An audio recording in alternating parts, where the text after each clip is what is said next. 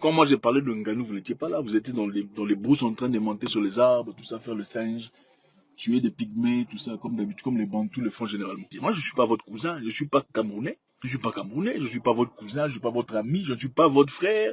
Vous ne me verrez jamais chez vous. Vous ne représentez absolument rien devant moi. Nous n'avons rien en commun. Encore une fois, vous remarquez un Burkinabé, un Béninois, un Togolais, un Sénégalais. Vous le comparez à un Camerounais, c'est le jour et la nuit.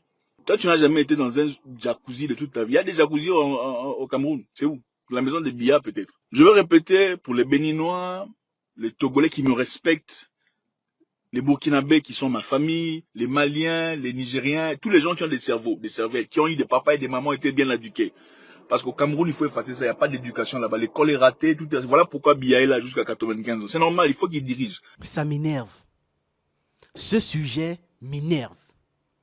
Et comme tous les sujets qui m'énervent, je vais le traiter parce que beaucoup trop de gens ne comprennent pas en fait ce qui se passe. Ils ne comprennent pas ce qu'ils sont en train de faire. Même parmi ceux qui veulent être réfléchis, ils ne comprennent pas. On va donc faire un truc habituel sur cette chaîne. On va prendre du recul, réfléchir et comprendre le monde qui nous entoure. Donc c'est le moment pour vous de vous abonner. Avant de commencer, j'ai une suggestion. Regardez la vidéo jusqu'à la fin pour bien comprendre. S'il vous plaît, ne faites pas de commentaires inutiles pensant avoir déjà tout compris alors que vous n'êtes pas arrivé jusqu'à la fin. J'insiste. La vidéo sera subdivisée en 3 thèmes. En premier, on va parler du début de cette affaire pour que les gens comprennent bien le contexte et comment est-ce que ça a débuté. En seconde partie, je vais expliquer pourquoi est-ce que les réactions à la fois de Mwekassa comme ceux des autres internautes étaient abusives et très mal faites. Ça dessert tout le monde, ce qu'ils ont fait là. En dernière partie, donc, je vais maintenant corriger Mwekassa et les dérives que tout cela a entraîné ou va entraîner ou peut potentiellement entraîner. Malheureusement, ma voix ne portera pas autant que le désordre que Mwekassa a généré, mais si j'arrive au moins à faire comprendre mon message à ma communauté, vous pourrez plus tard représenter un contrepoids si jamais vous faites face à une situation de ce genre à nouveau. Je compte sur vous donc pour partager au maximum, pour republier au max. Alors, comment est-ce que toute cette affaire a commencé? En mars 2023, le 8 mars, si j'ai bonne mémoire, Francis Ngannou se bat contre Joshua à un match de boxe. Match qui se solde par une victoire écrasante de Joshua. Suite à la défaite de Ngannou, Mwekassa a publié un message sur ses réseaux pour féliciter Anthony Joshua. Et comme les gens d'internet sont ce qu'ils sont, certaines personnes lui ont fait le reproche en expliquant que voilà, il devait encourager Ngannou qui est beaucoup plus proche de lui que Joshua qui est un Anglais. Parce que aussi voilà, Joshua n'a pas besoin de visibilité, il a suffisamment de visibilité et de soutien de son côté. Celui qui en a besoin, c'est Ngannou. Et à ça, Mwekassa aurait eu des réponses plus ou moins controversées, dont une qui a particulièrement choqué certains internautes, qui disait ici, on promeut ceux qui ont fait des études. Bon, soit. Ça n'enlève factuellement rien en Ngannou. Mais les internautes, en plus qui s'ennuient, ont la rancune facile. Ils ont gardé cela en mémoire. Comme on dit, Internet n'oublie rien. C'est important que je précise. Joshua a certes la nationalité britannique, mais c'est un Nigérian du Nigeria. Et son nom complet, c'est Oluwafemi Olaseni Anthony Joshua. Voilà. Et c'est également un ami proche de Mwekassa. Pour faire comprendre que les internautes ne maîtrisent pas les relations entre ces gars. Et donc, quand ils disent que Ngannou est plus proche de Mwekassa qu'un Olaseni, c'est pas forcément vrai. Parce que non seulement le gars du Nigeria, c'est un Africain puissant. Et en plus de ça, ils sont amis. Le truc avec Joshua, c'est que comme à leur habitude, les habitudes des Occidentaux, ils ont gardé les noms de Joshua qui les représentaient le plus, de Olaseni qui les représentait le plus, en niant complètement ses origines, bien évidemment. C'est pour ça même que si vous tapez son nom sur Google, vous allez juste voir Anthony Joshua. Non, c'est Olaseni. C'est important même qu'on l'appelle comme ça, ok? Je le précise juste pour vous faire comprendre que c'est un Africain. Je ne sais pas donc si la réponse de Mwekassa sur les études de Ngannou et de Olaseni venait d'un agacement qu'il avait du fait d'être harcelé, ou s'il pensait vraiment ces mots. On le sait, quand on est parfois agacé ou acculé par certains trucs, il nous arrive de surréagir parce qu'on est énervé, c'est pour choquer. En plus, à son actif, Mwekassa, c'est toujours lui qui disait dans ses publications que le niveau d'études n'est pas toujours un facteur de réussite. C'est pour ça que sa réponse a choqué certaines personnes. Maintenant, récemment, samedi 19 octobre 2024, Ngannou remporte un match sur un ring de MMA où il affrontait Renan Ferreira. Et le match, cette fois-ci, se termine par une victoire écrasante de Ngannou. Suite à cette victoire de Ngannou, on a Mwekasa qui fait une publication sur ses réseaux pour féliciter Ngannou. C'est là donc que les massacres commencent. C'est là donc que les internautes sont revenus sur l'affaire Olaseni. C'est vraiment de là que part toute cette agitation. Et qu'en réponse virulente, Mwekasa a fait cette vidéo.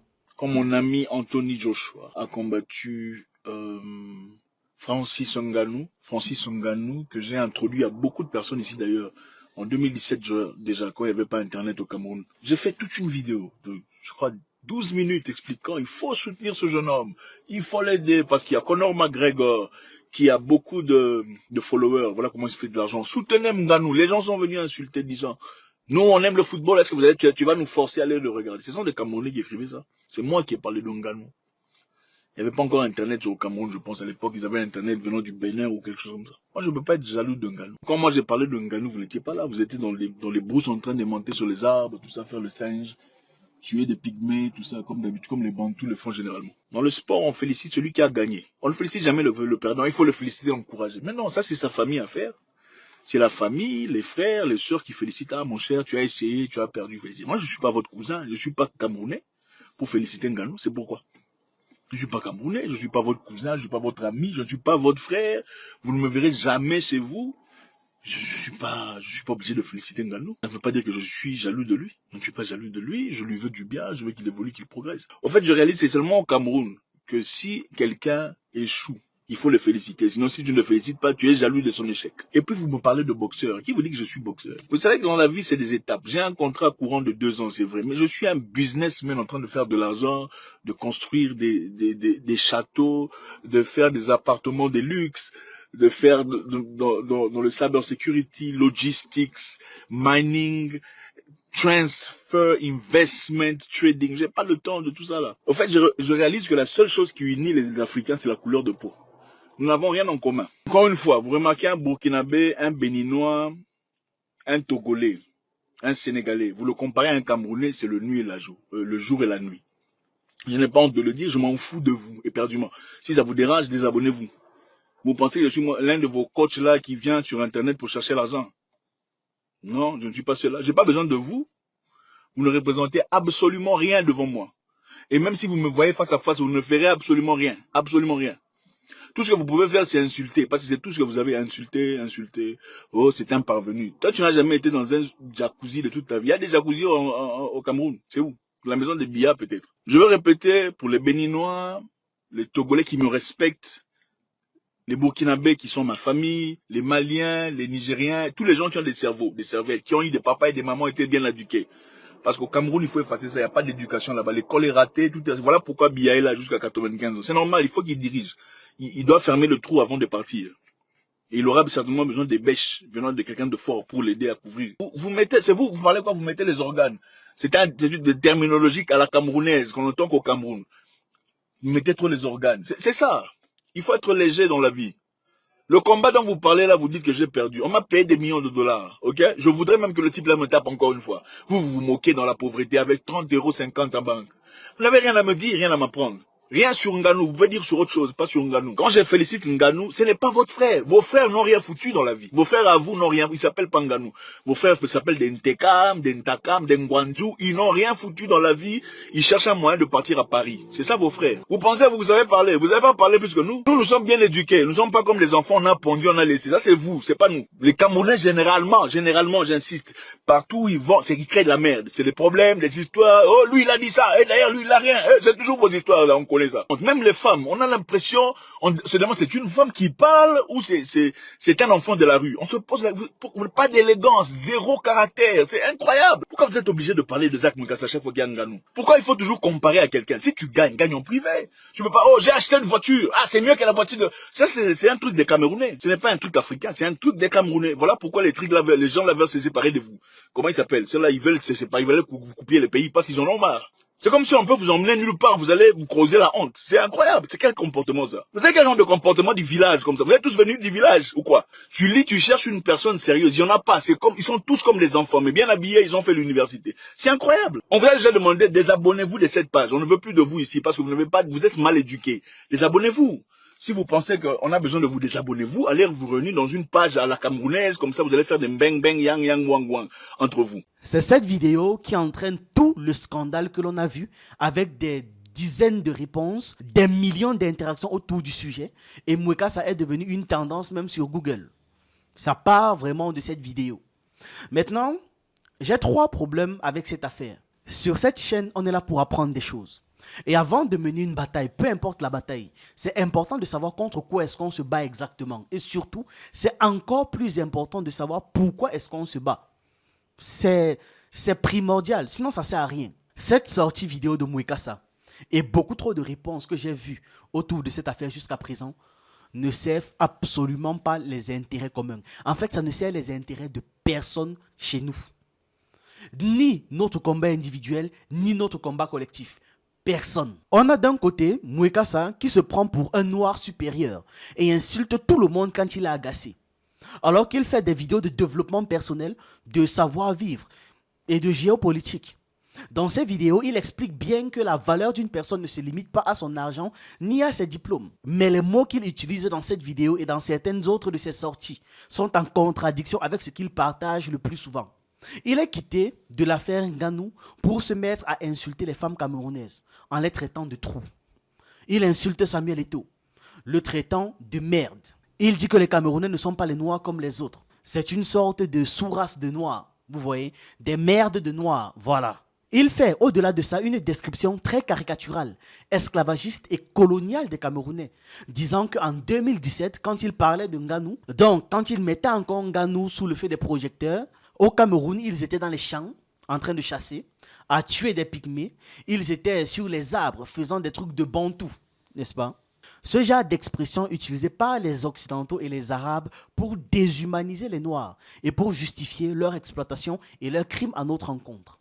C'est les mêmes expressions, c'est les mêmes mots, c'est les mêmes rhétoriques, c'est exactement les mêmes arguments qu'ils utilisent. La même chose. D'ailleurs, il y a un Libanais qui expliquait pourquoi est-ce qu'il forçait les femmes noires. Vous comprenez très bien ce que je veux dire en utilisant l'expression forcer. Il expliquait qu'il forçait les noirs pour les mêmes raisons que Mwekasa a cité là. Parce que sauvages, parce que les femmes noires sont X, sont Y. Parce qu'elles ne sont pas dans l'humanité, c'est-à-dire systématiquement sortir les gens de l'humanité pour justifier toute la violence et faire passer la violence là comme quelque chose de banal. Les mêmes expressions, les mêmes mots ici utilisés par Mwekasa. De l'autre côté maintenant, les gens qui répondent, nous avons des gens qui, énervés par ses propos, s'empressent de l'attaquer.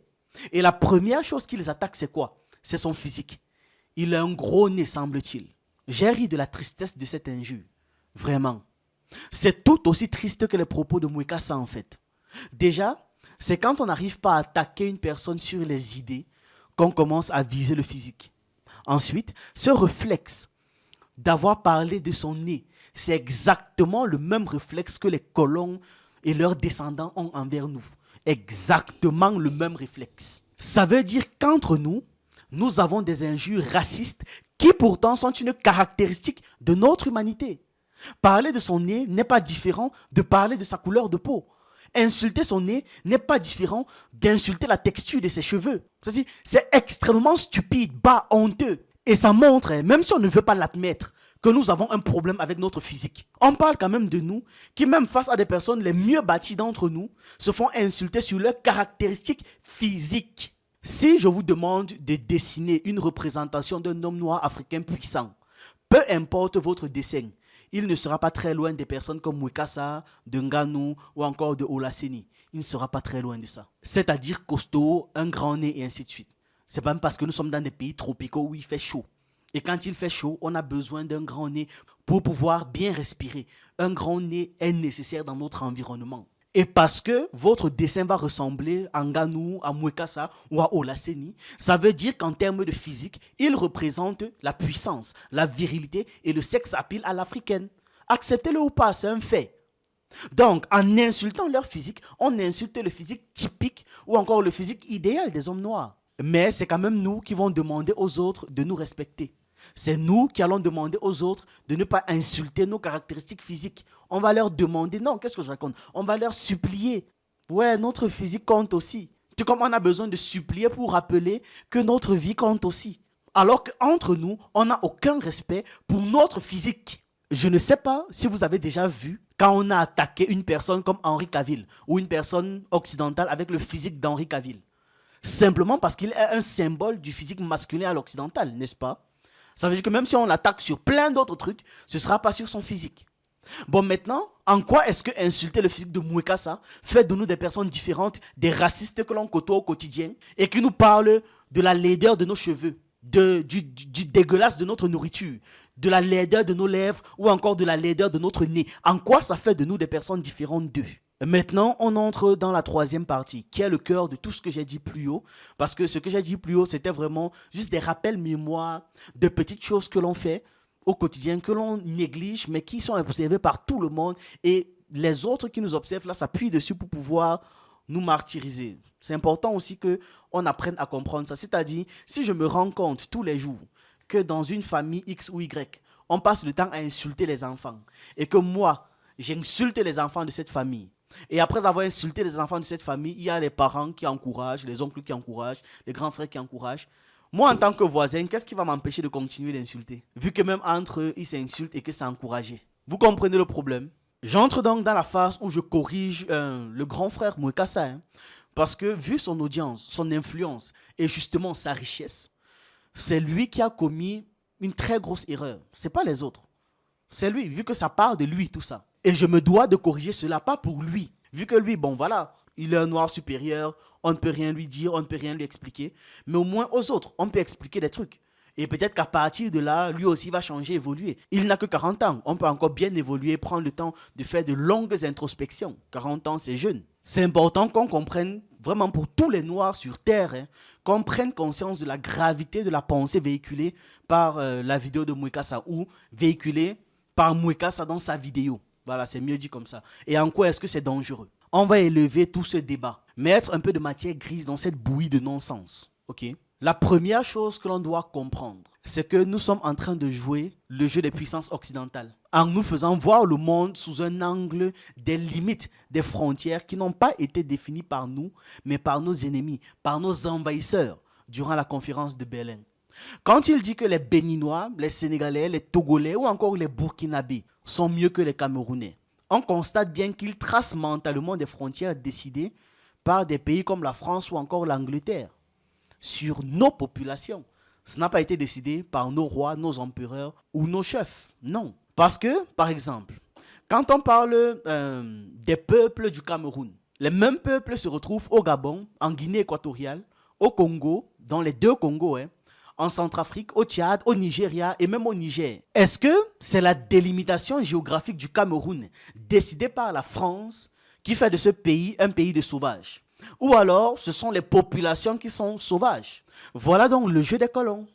Nous faire croire que nous sommes différents simplement parce que nous avons des hommes armés à des frontières qui nous empêchent d'entrer ou qui nous demandent notre passeport ou notre visa. Lumumba, c'est un nom qu'on retrouve au Cameroun, chez les Bassa et dans la grande famille des peuples Sawa. Au Congo, c'est aussi un nom courant chez les peuples Tétéla, n'est-ce pas? Et aussi dans la région du centre du pays, c'est un nom courant. Bon, on fait comment?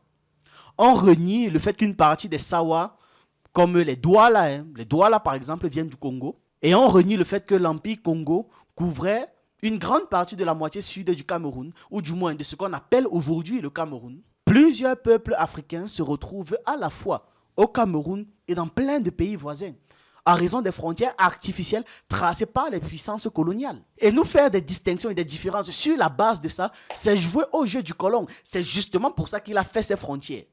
C'est pour ça, pour nous diviser, pour qu'on se pense différemment, supérieur ou inférieur à nos voisins qui sont exactement du même peuple que nous. Je ne sais pas, pour vous faire une figure mentale, c'est un peu comme si moi je vis à Essomba, c'est un quartier dans Yaoundé. Mon ami vit à Emombo 2e, c'est aussi un autre quartier dans Yaoundé, capitale du Cameroun. Et un jour, je décide que je suis différent de mon ami de Mombo deuxième parce que voilà, on est dans deux quartiers différents. C'est la même chose, il n'y a aucune différence. Si on met des hommes armés entre les deux quartiers et qu'on commence à demander les visas pour traverser, à un moment donné, les gens vont commencer à créer des théories de supériorité parce que c'est le jeu en fait, c'est le but, nous diviser. On mangeait ensemble, on partait à l'école ensemble. Dès qu'on a mis une frontière, on n'est plus pareil. Hein? Vous, les gens de Sombala, vous êtes comme ça. Et c'est comme ça qu'on alimente la division. Parce que vous pensez réellement qu'il y a une différence entre, je sais pas, le Cameroun et le Nigeria, le Cameroun et le Congo, et le Cameroun et le Gabon, le Cameroun et la Guinée, le Cameroun et la Centrafrique. Je disais qu'il y a plein de peuples africains qui se retrouvent à la fois au Cameroun et dans les pays voisins à cause des frontières artificielles tracées par les puissances coloniales. On prend par exemple le cas des Fulani ou des Peuls qui sont au Cameroun, au Nigeria, au Tchad, au Niger, au Mali, au Sénégal, au Burkina Faso et dans d'autres pays d'Afrique de l'Ouest et d'Afrique centrale. Le peuple Kanouri, on rencontre ce peuple au Cameroun, dans la région de l'extrême nord précisément au Cameroun. On les rencontre au Nigeria, principalement dans l'état du Borno. On les rencontre au Niger et au Tchad. Le peuple Kanouri a une histoire commune à travers l'empire du Kanem-Bornou, qui s'étendait autrefois sur toutes ces régions-là. Les frontières coloniales sont venues diviser la communauté. Ce n'est pas une communauté qui en a été victime, mais nous tous. Le peuple Haoussa, au nord du Cameroun, se retrouve également au Nigeria, au Niger, au Ghana et dans d'autres pays d'Afrique de l'Ouest. Le peuple Bakongo, ou le peuple Congo, on les voit dans le sud du Cameroun. On les voit en République démocratique du Congo. On les voit en République du Congo. Et on les voit même en Angola. On retrouve ces peuples en Angola. Le peuple Tchamba, vous connaissez? Ils sont également au Cameroun, au Togo et au Ghana. Les Tchamba sont aussi appelés Temba ou encore Tchamo. Oui, les Tchamo. Je peux encore faire ce jeu pendant longtemps. Surtout si je rajoute les liens avec d'autres peuples. Comment est-ce que certains peuples se sont créés par rapport à d'autres? Je peux retracer comme ça une très longue histoire. L'Empire Congo, à son apogée, couvrait environ 400 000 km². 400 000. Si on doit faire une superposition aujourd'hui, donc on prend l'Empire Congo, on dépose sur les pays africains d'aujourd'hui, vous allez vous rendre compte que l'Empire Congo couvre la RDC, la République du Congo, l'Angola, le Gabon, le Rwanda. Si on rajoute les influences culturelles, ça part même jusqu'à la Guinée équatoriale. Ça prend une bonne partie de la moitié sud du Cameroun. Voilà donc dans quoi est-ce qu'on est. Et une fois de plus, ce jeu, je peux le faire avec l'Empire Ghana, l'Empire du Mali, etc., etc. Vous serez choqués de savoir à quel point nous avons des origines communes. Donc, quand Mouekas a fait la différence entre les Camerounais et les Togolais, je me demande s'il a déjà tenu dans ses mains une carte des peuples africains. Je me demande.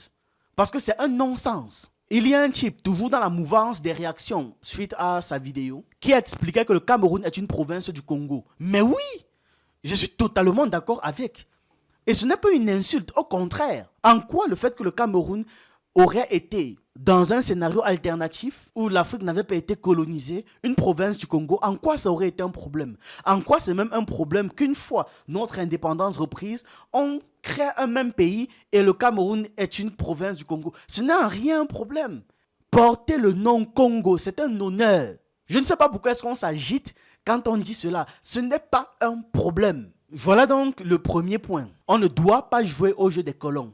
Parce que leur jeu, c'est de nous diviser avec des frontières artificielles. Et personnellement, j'ai trouvé ça surprenant quand son niveau, Mouekas n'en ait pas compris cela et a sauté pieds joints dans cette affaire de division. À tel point qu'il a été encouragé par d'autres internautes qui disaient justement que oui, les Camerounais sont les ennemis de l'Afrique. Bravo, félicitations à vous. J'espère que vous êtes contents.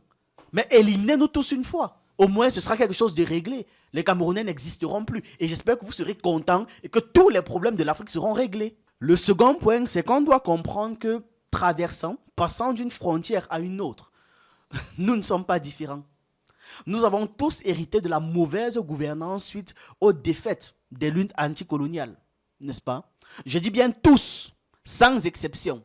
Nous sommes tous face aux mêmes défis. On fait tous face à nos États qui nous ont complètement abandonnés et en qui nous n'avons aucune confiance en tant que population. Je dis bien, nous sommes tous face à cette situation.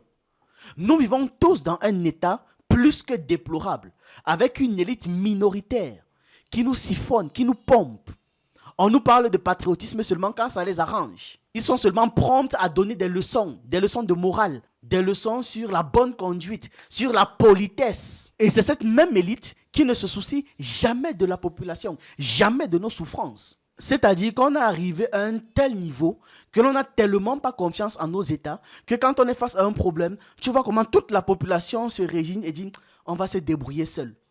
Parce qu'on sait que même si on crie, on appelle à l'aide jusqu'à en perdre la voix, on ne va même pas nous entendre. Ce n'est pas qu'ils vont nous entendre et nous ignorer, c'est qu'ils ne vont même pas nous entendre. Très certainement parce qu'ils sont dans des vitres insonorisées. Peut-être que nous sommes en train de chanter. Vous savez, on aime bien chanter, danser. Et c'est donc parce qu'on constate tout ça qu'on doit s'entraider entre peuples. On connaît les tortures inhumaines infligées aux personnes qui remettent en question le système. Et c'est là où justement, un Ivoirien par exemple, qui ne peut pas parler de Ouattara sans être jeté en prison, un Togolais peut en parler parce que voilà, il va contribuer à la lutte, mais justement, il va réduire les risques de son côté. Parce qu'il, dans une certaine mesure, il sera protégé par les frontières, dans une certaine mesure. Là où un Togolais ne pourra pas parler de Faure Gnassingbé sans s'exposer à toutes sortes de dangers, ce serait bien pour un Camerounais d'en parler, contribuant au combat, ainsi de suite. Vous avez compris la logique. Ce n'est pas chacun de son côté que l'on est fort. Jamais. Si c'était le cas, on n'allait pas nous diviser. Et ça m'énerve que l'on ne comprenne pas ce genre de choses. Ça m'énerve que l'on soit tout le temps en train de pointer les gens par rapport aux frontières délimitées. Oui, mais lui, c'est un Camerounais, il raconte quoi là? Lui, c'est un Togolais, il raconte quoi là? Lui, c'est un Congolais, il raconte... Ça m'énerve. En dernière position maintenant, il y a un élément que Mouekassa, dans son infinie sagesse, devrait comprendre et vous expliquer. C'est que lorsqu'on marche sur nous, dans n'importe quel pays à travers le monde, lorsqu'on nous tue, lorsqu'on nous exploite, lorsqu'on nous brime, nous abuse de nos sœurs, abuse de nos mères, etc., ce n'est pas parce qu'on est Camerounais. Ce n'est pas parce qu'on est Sénégalais. Ce n'est pas parce qu'on est Sénégalais qu'on te refuse le travail ou le logement. Ce n'est pas parce qu'on est Ivoirien qu'on nous méprise. Ce n'est pas parce qu'on est Ivoirien qu'on nous crache dessus. Ce n'est pas parce qu'on est Béninois qu'on se moque de notre accent. Ce n'est pas parce qu'on est Malien qu'on nous dit qu'on doit mieux parler. Ce n'est pas pour ça. Ce n'est pas parce qu'on est Gabonais ou Congolais qu'on nous jette en prison pour des futilités. Qu'on nous brime. C'est tout simplement parce qu'on est noir. Et ça là, on doit en être conscient. Je dis bien, c'est tout simplement parce qu'on est noir. Personne n'en a rien à foutre de savoir de quel pays tu viens. C'est simplement parce que tu es noir. Remettons ça en perspective H24. C'est un truc dont on est inconscient. On doit retirer ça de l'inconscience pour mettre ça dans le conscient. On doit faire cette transaction-là. Retirer ça dans l'inconscience pour mettre dans le conscient. Parce que tant que ça reste dans l'inconscient, on se dit que bon, c'est parce que je suis tchadien qu'on me traite comme ça. Très certainement, si j'étais soudanais, on n'allait pas me traiter comme ça. C'est faux. C'est parce que tu es noir. Et tu le sais, et on le sait tous. Mais on joue à leur jeu de différenciation. Et en plus, on va jouer à leur jeu et subdiviser le jeu dans le jeu. C'est-à-dire, on ne sera pas seulement Camerounais, non. Même dans les Camerounais, on va dire, lui il est Betty, lui il est Bamileke, lui il est X, l'autre est Y, l'autre est Douala, l'autre est Bassa, l'autre est Baya, et j'en passe. On subdivise dans la subdivision. Après, résultat, nous sommes 1 milliard, on se retrouve comme par hasard en petits groupes de 10 000. Et puis on se demande, mais pourquoi est-ce qu'à chaque fois qu'on attaque, on ne gagne jamais? Mais vous êtes quitté d'1 milliard à flopper de groupes de 10 000. Plein de groupes de 10 000, ça ne fait pas 1 milliard. Ça fait juste plein de groupes de 10 000. Point. C'est nous et uniquement nous qui faisons la différence entre nous. Pas eux, pas nos envahisseurs, pas nos bourreaux. Quand eux, ils nous regardent, tout ce qu'ils voient, ce sont des noirs, des personnes exploitées. Il n'y a pas de différence entre nous. C'est comme nous, hein. Quand on les regarde, ils sont tous blancs, point. Je prends un Belge et un Allemand, je mets devant vous. Vous ne ferez aucune différence. C'est-à-dire, nous ne sommes donc pas torturés par leur civilisation parce que nous sommes d'un pays en particulier. On est torturés simplement parce que nous sommes une civilisation. Nous faisons partie des humanités classiques africaines. Des humanités classiques noires. C'est pour ça. On pourra toujours changer le nom du Cameroun. Rien à foutre, la même situation va perdurer. On pourra toujours changer le nom du Congo, du Sénégal et du Kenya, j'en passe. Le même problème va perdurer. Donc ce n'est pas parce qu'on est Camerounais. C'est parce que l'on porte cette couleur de peau qui n'est pas considérée, qui n'a pas de représentation, de volonté de puissance et de puissance que nous ne sommes pas respectés, c'est tout. Et quand une personne qui a la notoriété de Mwekasa, soit 2,5 millions d'abonnés sur Facebook et 1,1 million d'abonnés sur YouTube, ne comprend pas cette dynamique, ne comprend pas ce jeu. Et le pire, c'est qu'il joue au jeu de la division. Ça nous montre à quel point nous sommes encore ignorants, même parmi les gens qui se pensent les plus grands penseurs et les plus grands intellectuels, les plus grands réfléchisseurs. Ça entre dans le même cadre. C'est-à-dire, ça me rappelle tellement nos docteurs pompeux ici qui te disent qu'ils ont 8, 16 doctorats et alors, tu fais quoi de pertinent? Rien. Bouge! Et ce que Mwekasa vient de créer, ce qui m'énerve d'autant plus, c'est qu'il a créé un précédent. C'est-à-dire, il a créé un précédent. Maintenant, on va rebondir dessus systématiquement. En fait, c'était tellement mal joué. C'était tellement bête. C'est frustrant, c'est énervant de réaliser que voilà, c'est à partir de lui que ce genre de précédent va se créer. Et maintenant, la prochaine fois, ça ne viendra plus de lui. Et quelqu'un va dire, voilà, il l'avait fait, voilà, je le fais aussi. Voilà le genre de débile truc précédent qu'il vient de faire. Je me calme. C'est pour toutes ces raisons que cette polémique m'a autant énervé. On ne tient pas de tels propos sous prétexte d'avoir été agacé par des commentaires désobligeants. Non. On ne tient pas de tels propos sous prétexte de répondre à une vidéo insultante. Ça, je m'adresse à ceux qui ont répondu à Zach Mwekasa. Non. On ne joue pas à ce jeu tout simplement. Et depuis le début de cette affaire, j'attends. Les frustrations se cumulent, je ne fais qu'attendre. Je me dis que voilà, ça va passer rapidement et on va continuer. Je ne voulais pas réagir dessus. Mais il y a eu des réactions et des réactions et des réactions. On y a joué et encore et encore et encore. Et ça partait de plus en plus loin. C'est de plus en plus débile avec de plus en plus de menaces, de plus en plus de divisions, de subdivisions. Et au final, je ne vois personne se poser les bonnes questions. Par exemple, est-ce que la diaspora africaine possède une banque pour soutenir leur projet? Non. Parce qu'il utilise son réseau, sa fortune pour en créer un. Qu'il collabore avec d'autres grosses figures des médias, que ce soit visible ou alors des grosses figures dans l'ombre, pour pouvoir disposer d'une banque. Parce qu'on en a besoin, il nous en manque. Ce serait déjà beaucoup plus utile, même dans une critique comme celle-là, d'apporter un truc pertinent ou alors d'éviter de faire la division inutile. La diaspora africaine a besoin d'un certain nombre de leviers économiques, même pour pouvoir, je ne sais pas, revenir sur le continent avec une force de frappe. La force de frappe nécessaire pour pouvoir faire bouger les lignes. Étant donné que sur le continent, on est beaucoup trop mort, on a beaucoup trop peur, on est beaucoup trop fatigué, on est beaucoup trop pauvre, on manque beaucoup trop d'éducation. À ce niveau, on compte sur la diaspora. Mais cette diaspora a besoin de la puissance financière qui vient avec ses idées. Et de la puissance du réseau qui peut être bâti par des personnes comme Mwekasa. Et non pas commencer à dire, voilà, les Camerounais c'est de la merde. Et puis quoi encore? Bon voilà, on est de la merde et puis quoi? Comme je disais, abattez-nous. Mettez-vous tous là, vous arrivez au Cameroun, voilà. Vous finissez tout le monde, les territoires restent vides, vierges. Et ensuite vous occupez si vous voulez. Et voyons voir si on n'a pas les mêmes problèmes. Voyons voir si quelque chose change. C'est-à-dire une personne comme Mwekasa qui voyage autant, qui n'a plus de limite de frontières, qui voit le monde autant qu'il veut, qui est confronté à autant de cultures, qui a des privilèges, peu importe comment il les a eus, par la force de son travail, oui, mais qui a des privilèges et qui comprend mieux que quiconque la force de l'union. C'est aberrant d'entendre dire ce qu'il a dit. Parce que là, il est en train de s'adresser à des personnes qui ne sont même jamais quittées du Cameroun. Je parle de quitter le Cameroun, qui n'ont même peut-être jamais quitté la région du centre, qui n'ont même peut-être jamais quitté la ville de Yaoundé. Je connaissais des amis qui n'avaient jamais voyagé, des amis qui n'avaient jamais quitté leur ville natale. Quand tu leur parlais d'ailleurs, c'était un ailleurs si lointain. Dites-vous que j'ai même connu dans mon cercle proche des personnes qui n'avaient jamais vu Douala. C'est-à-dire la capitale économique du pays, ils n'avaient jamais vu Douala. Donc, des personnes qui manquent fondamentalement d'éducation, de compréhension du monde. Ouais, ça aussi, ne venez pas commencer à gêner. On n'en a pas, ok? La pertinence de voyager, c'est rencontrer. On voyage très peu dans nos pays. Les voyages chez nous, ce sont des événements. Quelqu'un prend l'avion, vous voyez 8 sessions de prière. C'est quoi? C'est quoi?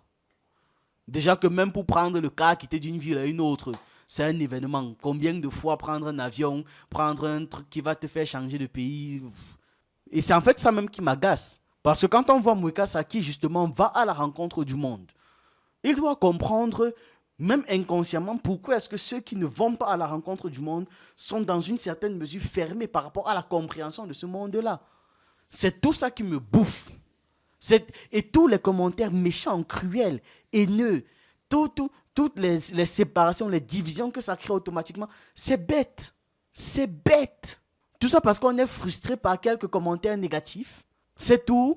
Donc, ça en valait vraiment la peine. Bravo donc à lui si c'est une victoire. Vraiment, félicitations. Ce soir, je serai en live sur ce sujet. On va parler un peu plus en détail et développer certaines parties. C'était simplement une vidéo déjà pour vous donner un aperçu de l'approche que nous aurons dans le live par rapport à cette affaire. Je ne serai pas seul en live, je serai accompagné de Maître Mongsège, avocat au barreau du Cameroun. On va aussi laisser l'occasion à certains d'entre vous d'intervenir pour partager leurs réflexions constructives et intéressantes sur la question, sur le sujet. Voilà, c'était tout pour cette vidéo. On se retrouve donc ce soir dans le live à 21h, heure du Cameroun.